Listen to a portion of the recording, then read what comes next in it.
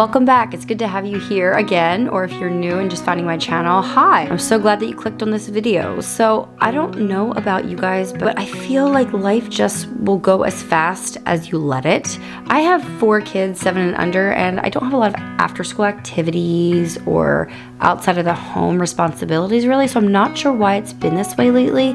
But this winter, I just, for some reason, have had this urge, this craving for a little bit of a slower pace and to also enjoy doing the mundane things that I have to do every day as a mom. So today I'm just going to take you along for a simple week in my life, but throughout it, I'd like to point out different ways that I've been trying to implement slow living into my life, and it's definitely changed it for the better, I would say, and I wanted to share a few tips with you guys as we go throughout our week here. So buckle up, grab your laundry pile, or better yet, run some bath water and just soak in the tub and we can hang out together. I'm excited.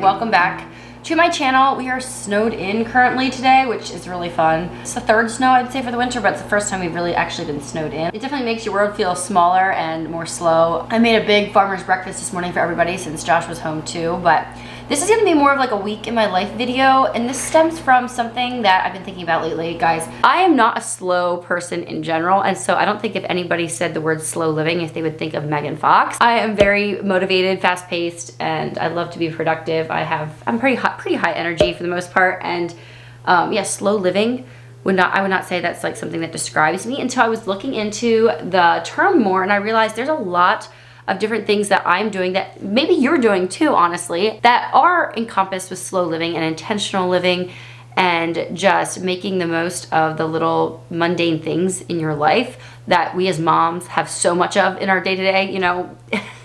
A lot of mom life is just the same thing over and over again. So I don't think it can hurt to learn how to put a little bit of spark into your day and be productive while also having a slow living mentality to it. So that's what we're gonna talk about in this week's video. So my 7-year-old daughter is an adventurous, rambunctious little girl, and she has some mending that I need to work on.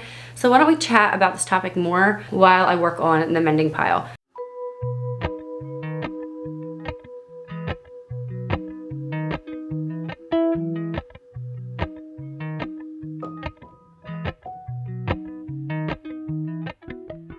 So I've been sewing since I was about 13. I did grow up Mennonite. I still am Mennonite, and the church I went to when I was younger had you sewing your own clothes because we wore cape dresses. So if I wanted new clothes as a teenager, I either had to sew them myself or just have less of them, and so that is where I kind of had a spark ignite in me to learn how to sew. And I'm so glad I have this, I guess we'll call it a skill, but it's really just a task that I do here and there in my life, and it's actually really fun to dream up something in your head and then make it happen with fabric. It really is exciting, and I encourage you to take it up if you're looking for a hobby, which we'll definitely talk about hobbies more later in this slow living video. But as a Mennonite, I feel like people have one of 2 concepts in their mind, which both of them are pretty accurate if you ask me. The one is of the simple life, plain living, maybe driving to church with a horse and buggy, or sitting around at a quilting bee, chatting with your neighbors and friends, making food from scratch, hunting the eggs, farming alongside your husband. That is definitely one style of Mennonite. And then I think there's another aspect too of the hustle and bustle and grind culture of the hardworking Mennonite family. You know, maybe the dad is a borderline workaholic and the mother has an active social role in the community with church and youth group events. She's always cooking for someone who's had a baby or is out in her 1-acre garden getting food together for the family, and she's just always busy. And I feel like that both of those aspects are true in some ways. We kind of meld them together in the Mennonite community and the Mennonite lifestyle. And I don't think either of them are wrong. It's just you need to find a balance.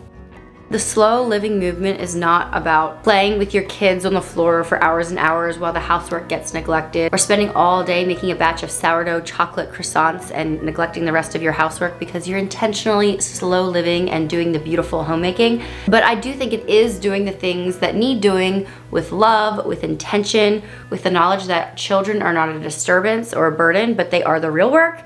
And if they need us in the middle of a homemaking task, they of course do come first. It's about using everyday moments to teach, educate, and learn right alongside of our children. And we're gonna talk about that and a lot more in today's video. What that say? What that say? What that say? It's how big the stitches are. Tiny stitches or big stitches. Right now I'm doing tiny ones. What that? What that? It's the needle, and this thing is called the foot.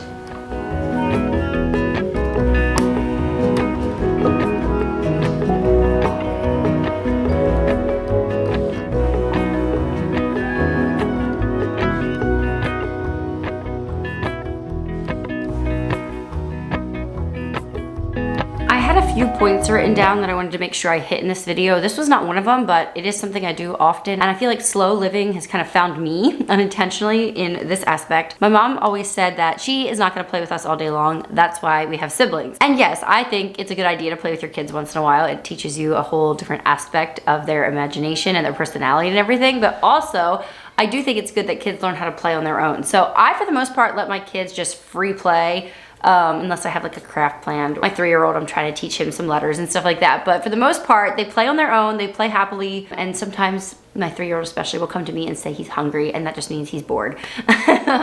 So we're kind of working through that a little bit. But since I don't make it like a conscious effort to sit down and play with them, like this is our playtime block or whatever, when they come to me with a book and want me to read, I will try, if at all possible, just to sit down and read it to them if it's short, or read a chapter if it's long, which is what just happened now. I was sewing and my 3-year-old asked me to read him a book, so I said sure, and I just stopped, sat down, and we did it. Obviously, if I'm cooking or something like that, it's not really a possibility, but I think that's just one way I can communicate to my kids that they are more important than my work.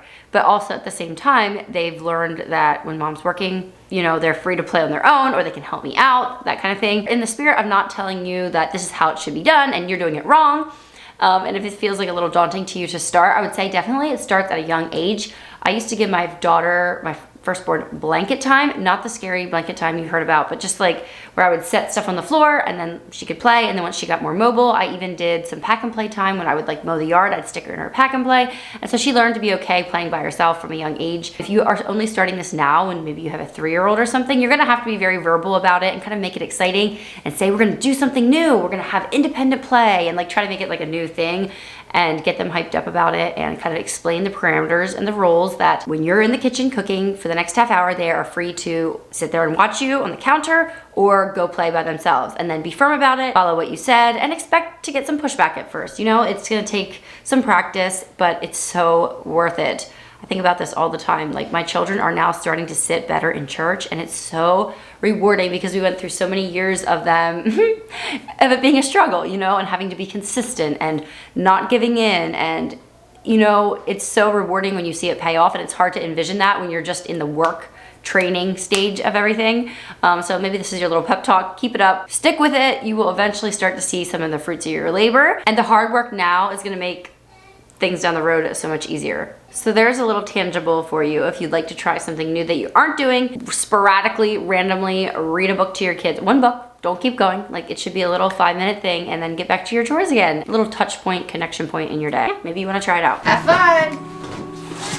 Have fun. Yeah, watch out, it's icy.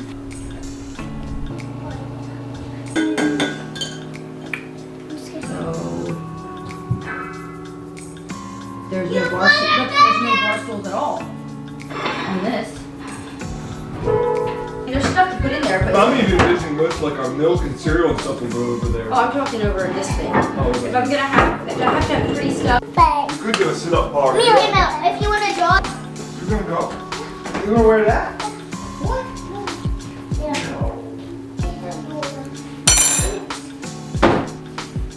So the whole slow living trend kind of stemmed from being anti-fast food, which the opposite of that would be slow food, cooked from home. Obviously, it's way better for you, even better if it's grown close to home, right? And that takes so much time to always be cooking everything, especially if you have lots of small children. And I don't know, I feel like my small children eat a lot. You would be surprised. But one way to make it a little bit easier to cook and eat at home is with make your own style eating. So basically a bar. Taco bars are one of our favorites. I made a slow cooker pork recipe in the crock pot, and then we ate it yesterday, and now we're gonna eat the leftovers today. So we're gonna eat the same thing twice in a row. But honestly, you could switch out the protein and it's a whole different meal. So you could do chicken tacos, you could do beef tacos. You know, you could eat, we would honestly eat tacos 3 or 4 days in a row. And I went through all the work of making all the little individual dishes. I just diced up some avocado here, but I did all the work one time. And so now we have our cilantro and our quartered up limes and our lettuce, and I just have to top it off every supper. After we've done eating, I top it off, and then we'll have it the next night again. So this is not gonna work if you have one of those high maintenance husbands who insists on eating a different meal every night of the week. I'm just kidding. But honestly, Josh would eat the same exact taco probably 3 or 4 days in a row. The key is to pick food that your family loves already, so they're happy to eat it more often. And whenever it's like a make your own thing, like maybe you do this with a salad bar, I've done that before, and we add steak one night to it, chicken to it another night, use different dressings. You know, whenever you're doing a make your own style of cooking, pasta bars, we've done that as well. You can have something different every night, but it's always really good because you took the time to make all the toppings. I don't know, this is definitely one of my secret little hacks that I would highly recommend you guys trying, especially if you feel like you're always in the kitchen and it kind of takes away from some other things you like to do with your family or as a homemaker. So grated all the cheese ahead of time. I had to dice up the avocado fresh here last minute, but we have our jalapenos, our cilantro, our lime, sour cream, sliced up a fresh lettuce, and then I have salsa in here. And just make sure your cheese is individually like wrapped so it's not gonna dry out. But now all I need to do is heat up my meat and fry up our thing lately is frying the soft tortilla shells, but in oil to make them a little bit semi-crunchy. So good, it elevates everything. I mean, this is something that my family is very happy to eat over and over again. So we probably won't have tacos again for at least another month or two because we'll kind of eat them over and over again till we're sick of them. But lots of veggies and different flavors going on. Pork from my uncle's farm. Yeah, I feel good about it.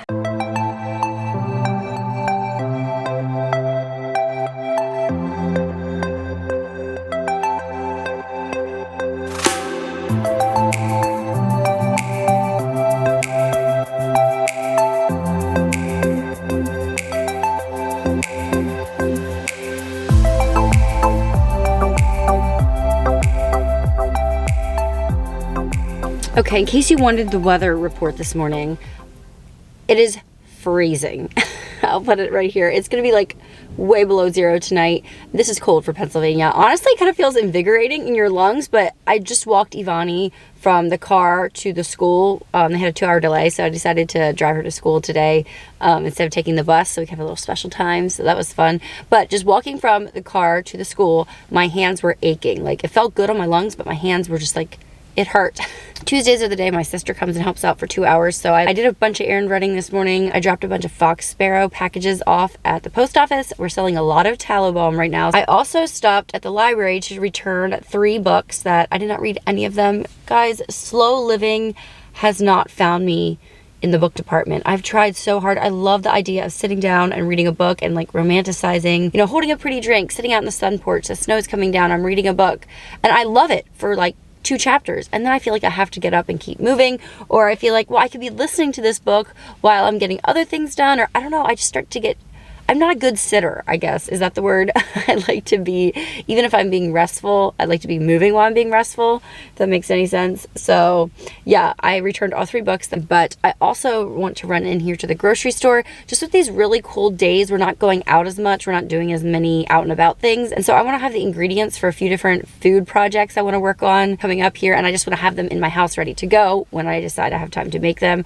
I want to make homemade marshmallows. I saw a recipe for banana brown sugar syrup, and I thought that would be so good in a matcha. I'm not really a matcha girl, but I thought maybe this would like bring me to that side with the vanilla, the brown sugar, the banana flavor. I don't know, we'll see. I want to experiment, so I want to do that too. And then I also want to pick up sunflower lecithin because I've been toying around with bread baking and stuff. I'm always happy with the flavor, always, but the texture is not always there. And I was talking to my friends and they said sunflower lecithin is what gives their rolls the best texture. I've been really into researching ingredients in foods lately, which is also why I want to make homemade marshmallows. And I've been listening to podcasts about our food industry, and it's just so corrupt and so plastic and so genetically modified and corrupt as can be. So anyway, it's getting me kind of fired up. But if I want to make changes in our food, I have to make small changes so that they don't notice, my kids and my husband, because I want them to get on board and not be told like, okay, we're going to eat healthy now. And then they like cringe. I want them to be eating healthier without even knowing that it's happening. Is that like a diabolical way to use your mom powers? I don't know, but I'm gonna do it. I'm trying to focus on the things that we consume a lot and figure out ways to make those healthier rather than just trying to overhaul everything at once. But yes, I'm gonna run in here quick. Normally I like to take the kids with me grocery shopping because they love it, but I only need 3 things and this is kind of the expensive grocery store. So I'm just gonna be in and out in a flash.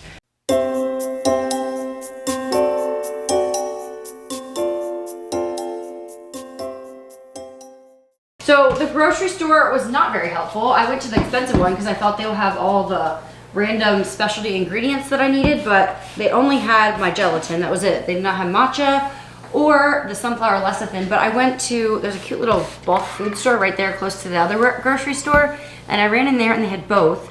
Although I will say, it just hurts my heart a little bit that this matcha packaging is so ugly. But I thought I could decant it into this little ceramic dish that I got from one of my great grandma's sales. I thought it was really cute, but I don't know, is it gonna go stale that way? Like, does it need to be in a very, because there's no like seal on this, it's like a candy dish, you know? So I don't know, I have to figure that out, but that's for another day. Right now I'm getting the kitchen cleaned up so that we can start our marshmallows. My sister just left and everything looks so good, but I wanted to wipe the counter down just before we get started. I love, this is Blue Land. I love this stuff, it's so nice. Everything comes in little tablets that you just add to water or throw into your toilet bowl to clean the toilet, or their dishwasher pods work really, really good too. That podcast I was listening to was talking about all the plastics that are literally in our bodies. There's plastic in every single placenta that they do studies on, which is very terrifying in a lot of ways. I mean, I just had 4 babies and all my placentas went off for research or whatever. I think that's just like my hospital's standard procedure unless you say you don't want to do that. I always loved Blue Land because there's no harmful ingredients in them and they're people and planet friendly. But now the lack of plastic packaging is also like high up there on my list for loving Blue Land and using them in pretty much all realms of cleaning. I use Blue Land every day. They have reusable spray bottles that I use for multi-surface cleaning, mirrors and glass, and then there's also a bathroom cleaner. I've used their laundry pods and they get everything clean, and that's what I use in my dishwasher. Again, no plastic getting dissolved into where, you know, when your dishes are getting cleaned. So I highly recommend Blue Land. I've used them for years. I've worked with them in the past on my channel, and I always relish the chance to tell you guys about Blue Land because you need to get on it. I mean, you don't need to. That's a terrible attitude to have. I encourage you to try it out for yourself because it is one way to be healthy that literally takes no extra effort. Like, you're not cleaning extra hard, everything's doing a good job. In fact, it takes maybe even less effort because you're not opening a squeeze bottle of toxic chemicals to put into your toilet bowl. Okay, I think I wiped this counter down within an inch of its life, but I did want to let you know, they currently have a discount that you guys can use right now. I will put my link in the description box and also the QR code here, but when you use either of those, that will get you 15% off of your first kit. I recommend starting with the toilet bowl tablet because it's definitely a better for you swap for sure. Plus it's fun. Who doesn't love to see that fizzing in the toilet bowl? It just feels like it's cleaning. I love it. And you're not gonna have all that packaging. Everything comes in pretty tins. Just check out their website. You will have fun browsing on there, especially when you know you have a 15% off discount. So thank you, Blue Land, for working with me. Let's get these marshmallows started.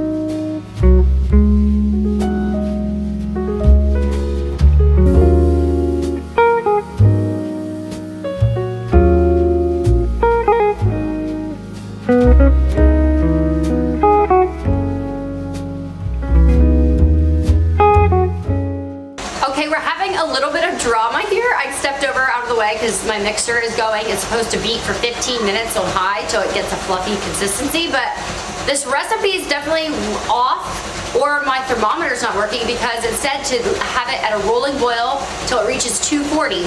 Well, it was at 200 and then it started getting brown. So it's like caramelized, which is gonna be good, but it's gonna also be brown, like brown marshmallows. Yay for that. I mean, maybe it won't, maybe it'll really whip up and it will turn more white, but I don't see how. And in the meantime, since I was waiting for it to get to 240 and like it said don't stir it, but I was kind of stirring it because I felt like it was gonna burn. For some reason, it was really steaming and smoking, and the smoke detectors went off and the boys came running. They're like, Mom, there's a fire.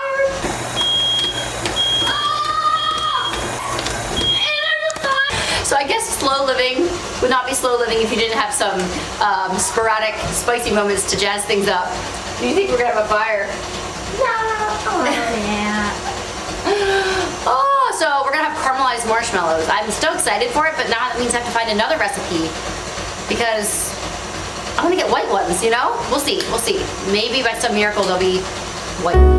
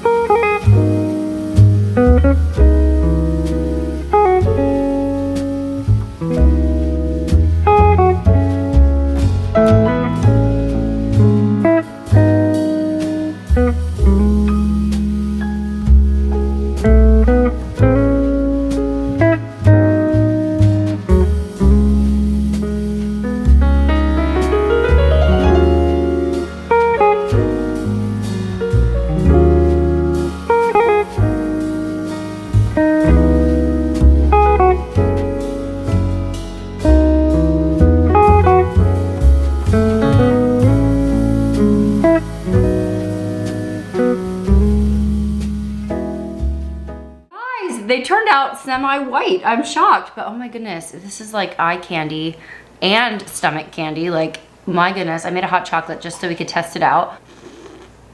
Oh my goodness. I will say it is not a home run. I want to try this exact same recipe again because my sisters got really dense. I didn't want them to get dense. I wanted them to get nice and airy, which they did, but they're so sticky here. Like, I had to use a lot of powdered sugar just to be able to handle them.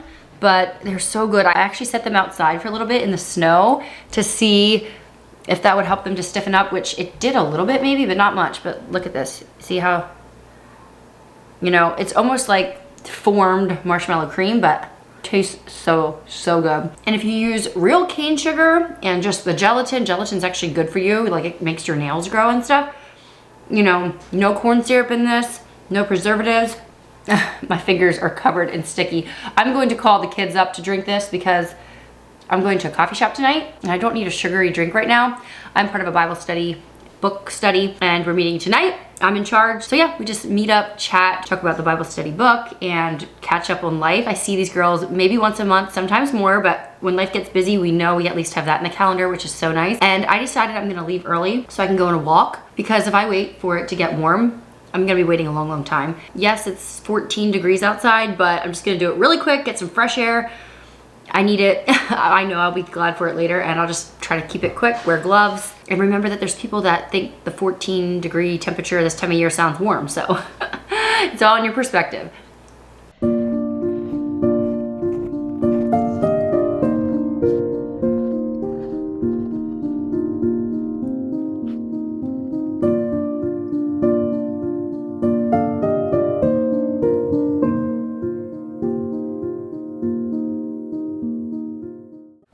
As much as I hate to start out this morning with another weather report, I feel like it's only appropriate.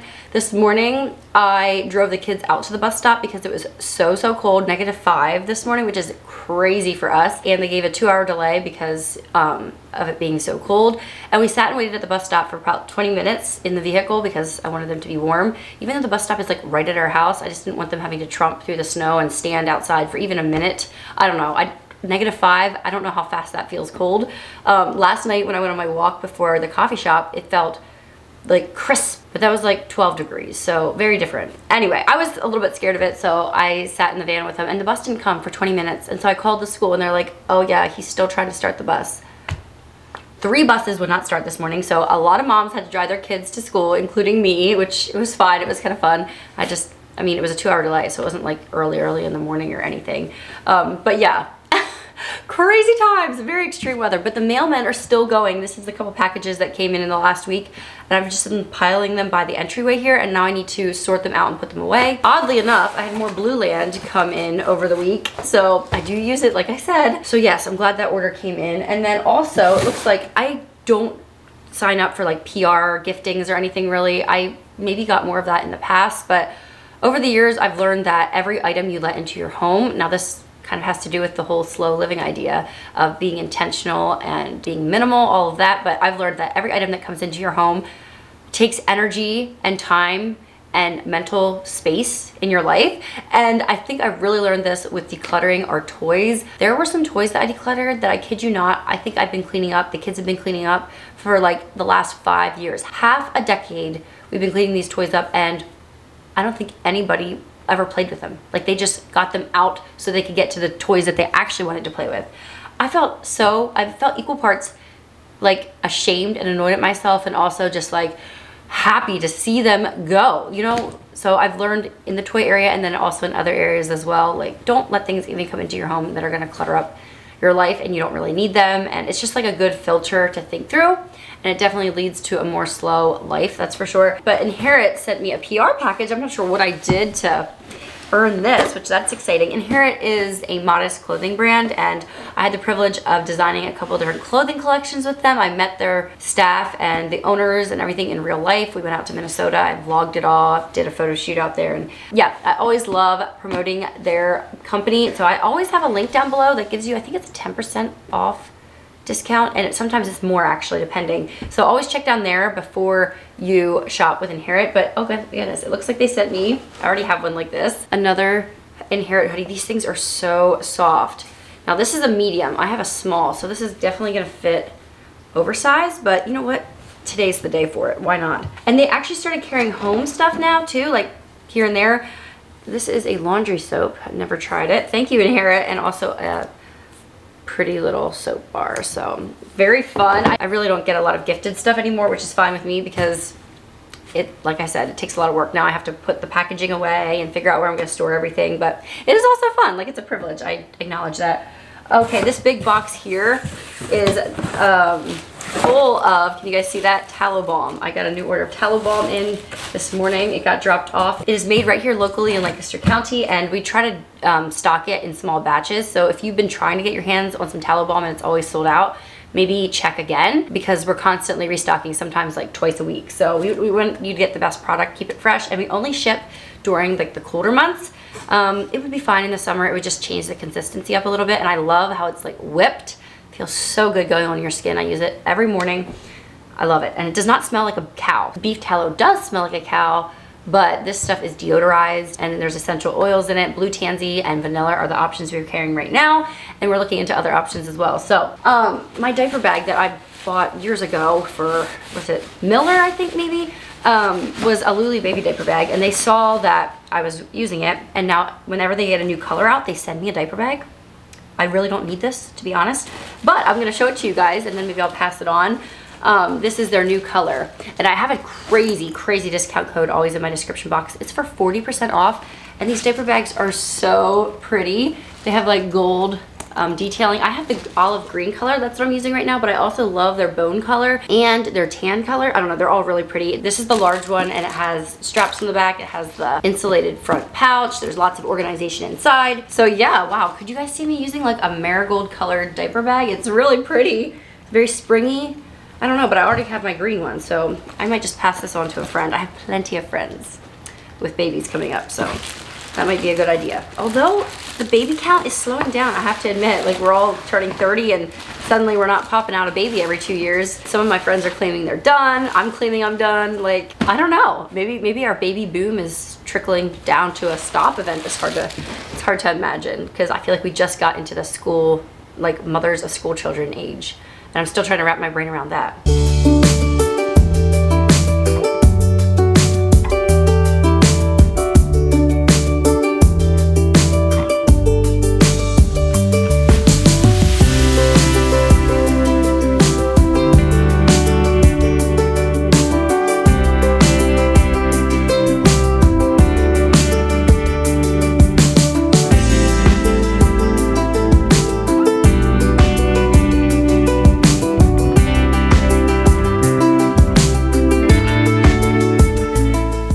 Okay, nap time has arrived. I spent the morning just doing random housework, odds and ends. So I made a marinade for some pork chops we're gonna have for supper. And then I had rice in my freezer, so we're gonna just have reheated up rice in the oven, pork chops, and green beans for supper, maybe some dinner rolls. We got some dinner rolls left over from a church event. I don't talk about sick kids or show sick kids or like, it's not a topic I want to talk about. In fact, sometimes when I get together with people and all they want to do is talk about their sick kids, I sit there and feel like I'm getting sick or like, I hate that topic of conversation. But we've had some coughing and stuff going on here and I'm feeling a little worn out. So I put the kids down for their naps and I'm going to kind of do a little experiment here with this matcha powder, see what we think. What I really want to do is a green matcha, I mean they're all green, right? And then do a pink foam on top. But my thought is I need to master the basic matcha first. By the way, this is gonna be iced. If you're new here, I do everything iced. I don't drink anything hot. So I watched a couple videos and I decided what I'm gonna do is make basically an iced latte like I would with an espresso shot, a double espresso shot, and I'm just gonna do it with matcha instead. So I put the same amount of liquid in that normally would be there, added the matcha, and then I'm gonna just stir it up with this because I don't have one of those little wooden whisk things. Okay, so it's kind of incorporated. I'm gonna put that in my jar. By the way, if you guys are new to my channel, you might not know, but I found this little mason jar in my stash that is like the special one. It has like a Gerber daisy on it or something. So this is like special to me and I use it for drinks sometimes. Mason jars are just where it's at. I have lots of pretty cups and stuff, but mason jars are like the perfect size and dimension. Anyway, I'm gonna froth this up as much as I can. It smells kind of grassy or something. I don't know, we will see. But I'm gonna make vanilla iced matcha. I love how I sound like I know what I'm doing. Okay, and then we need ice. This is what I always do for all of my lattes. I'll do mostly milk. This is gonna be like a scant cup of dairy product in all. But I'll do a scant cup milk and cream, just like a little splash of that, yeah. So it's a scant cup total in there. And then I'm gonna just froth it up a little because it seems to be like, that's the idea. And I saw you can do maple syrup, but I have vanilla simple syrup here. It's made with cane sugar and vanilla. Yes, I'm gonna measure because I have to know if it gets good or what I did. And now you can always add sweetener, you can't take it out. So I'm gonna do 2 tablespoons. And then if it needs to be sweeter, we can go from there. Okay, froth it up just a little bit more to mix it in. Now I'm gonna add most of this dairy, which is whole milk and heavy cream, most of it to here, and then just save a little bit, and I'm gonna turn the rest of this into kind of like a foam, and it usually has enough of viscosity or whatever the word is to make a nice foam because there's heavy whipping cream in here plus the whole milk. I'm just gonna foam this up a ton. But now with my little pot here, if I would just foam everything up a ton, it would not all fit in here, it would come out, and it would also not all fit in the jar. So I just saved the last maybe tablespoon or 2, and look at that, it's really filling up the bottom. It's like half full now with our milk mixture. Sweetened vanilla, cane sugar, vanilla bean. But yeah, you could add just like vanilla extract and maple syrup if you wanted to. I just always have my vanilla syrup in the fridge because of all my fancy iced lattes I make throughout the week. I actually haven't had any iced coffee this week. Okay, and now I'm just gonna add this foam to the top. Oh my word, okay, it is so pretty. Yes, I need to master some kind of pink foam for Valentine's, 100%. Okay, that is good. The next time I make it, I'm gonna do it the exact same way. I think I'm gonna add a whole nother teaspoon. I did 2 teaspoons to a shot size. I think next time I do it, I'm gonna do 3 teaspoons because it's pretty light. Like I taste, but I like that because I can taste matcha, I can taste vanilla. I definitely feel that like mouthfeel of like the cream in it. Yeah, I would serve that to a guest. That's good. Honestly, I'm pretty impressed for the first time around, but I think I'm gonna try it a little bit stronger because I was not sure if I would like the matcha flavor, but it's so good. By the way, I'm leaving it in this ugly container for now because I read somewhere, I did look it up, you don't wanna expose matcha to light. So until I find like a pretty opaque jar, like this is what I keep my coffee grounds in, a little ceramic like this. I can link it if it's still available. I am loving that. I did not know if I would be a matcha girl. I ordered a matcha one time at a coffee shop and I wasn't in love. It was too milky for me, but that is good. Anyway, we didn't really talk about this in this video, but I wanted to talk about hobbies, and making time for hobbies is a whole intention of slow living. It's really hard though as a mom to make time for that.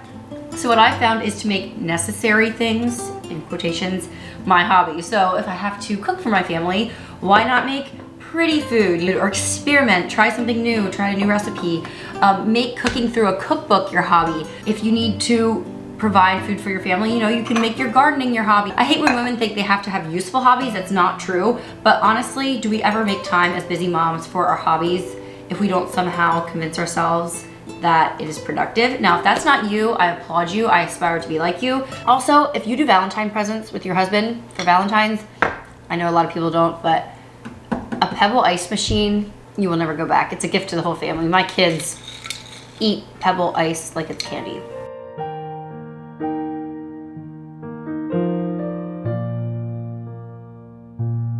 I can see you far and wide across the ocean, above the clouds. In your presence, I am free. I hear your whisper through the wind. Here, right now, there's no place that I would rather be. So let this moment last.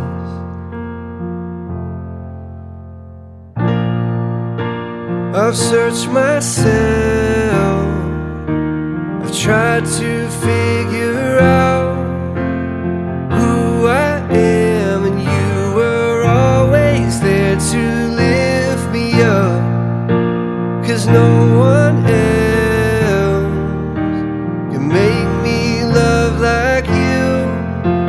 You give me strength, Lord, I finally know where I belong.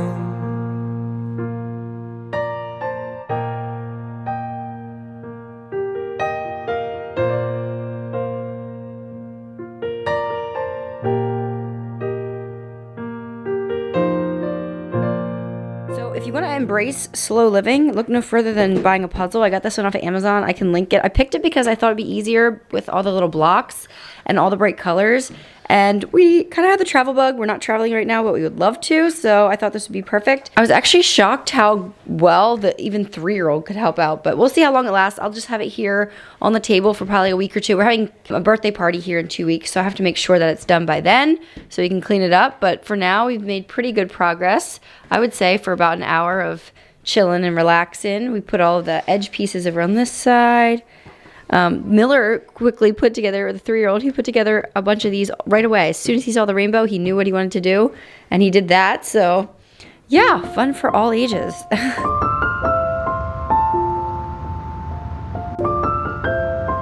I don't remember growing up my mom going on walks, and that's because she lived on a farm and she got all of her exercise just by doing her daily life. And so doing walks is something that I've definitely learned to incorporate into my life. I think ever since my first was born, just because it was something to do to get out of the house. Brr, it's so windy out here. I'm pushing this mic to its highest capabilities, so sorry about the wind. But walks are so important, not just because of the exercise, which I've been learning so much more about the benefits of walking, just different research online and stuff. It keeps popping up again and again that if you don't have time to work out and lift weights and all that stuff, the walking is just so good for you, but it's also good for you mentally. Oh my goodness, just to get out and like clear your head a little bit. And then also just seeing the sun setting and getting your circadian rhythm in order and all of that. Yeah, walking just has so many benefits, and it's definitely a part of slow living, getting out into nature and just enjoying. Even as a mom, it's not just the nature, but seeing a change of scenery, you know? Brr, I had to put my gloves on. Anyway, just a couple ways that I am able to make walking happen in my life is, one, I walk when the kids are around. I walk with them. Now that I have so many kids and I cannot fit their bikes all in the trunk, 3 bikes plus the baby stroller, I've been taking scooters along some for the older kids, or going on days when some of them are in school. But I do prefer going by myself, and the way I can do that is by waiting till Josh gets home from work, and I'll go right now, like as the sun is setting, and yay, we made it through the darkest days of the year, and it's just staying later, longer and longer. Sometimes I'll just walk straight out my front door and go a different path each time. Sometimes I will get in a car and drive to a nearby park or something. There's a walking trail close to us. I like to shake it up. Sometimes it's 10 minutes. Sometimes it's literally this winter, a couple times it was 5 minutes because the wind was just so biting and it was like 5 degrees days or whatever, so cold. But any kind of outdoor walking you can get in is so good. And if it's a to-do list item, it's going to be really hard to prioritize it. Like, I actually want to get out and about and move my legs and stuff. I feel just like it's a good reset for my evening then, so it's not that hard for me to make it happen. But if it's not something you want to do, it might be more of a struggle. But a tip from me would be to find a place that's new and different and interesting. Try walking a different time of day. I have this dream of someday my kids are old enough, I'll get up early in the morning and I'll just leave the house. They'll be fine at home by themselves in their beds, you know, when they're older, and I'll just get to go on solo walks, jogs, runs in the morning. Look at my view, guys. Oh my goodness, it is golden hour and it is gorgeous. The pond is frozen. And it's just me and my thoughts and you guys for this moment. Anyway, you get the picture. I'll make this be my last but not least tip if you're wanting to just grab onto that slower part of life. So thank you guys so much for being here, and thank you Blue Land for partnering with me. I'll see you all in next week's video. Bye everyone.